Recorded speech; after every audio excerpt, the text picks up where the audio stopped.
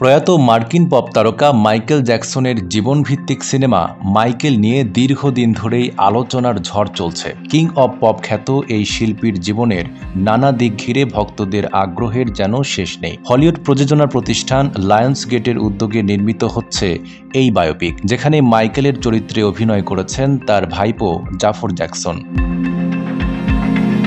শুরুর দিকে ঘোষণা ছিল 2023 সালেই মুক্তি পাবে মাইকেল, কিন্তু সময় পেরিয়ে গেলেও সেই প্রতীক্ষার অবসান হয়নি। একাধিকবার পেছাতে হয়েছে সিনেমার মুক্তির তারিখ।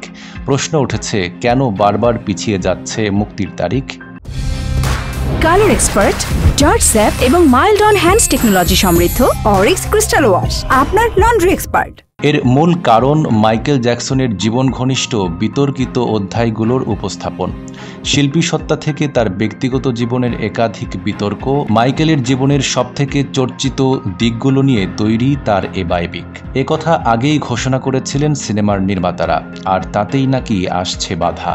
এ পপ তারকার বিরুদ্ধে জর্ডন চ্যান্ডলার 1993 সালে যৌন নির্যাতনের অভিযোগ এনেছিলেন। সেই সময় তিনি ছিলেন কিশোর। যদিও সিনেমার চিত্রনাট্যে মূলত জ্যাকসন অ্যাসেস্টের অনুমোদন নিয়ে চ্যান্ডলারের উল্লেখ ছিল, কিন্তু সিনেমার চূড়ান্ত সংস্করণ থেকে সেটি বাদ দেওয়ার জন্য একটি চুক্তি ছিল।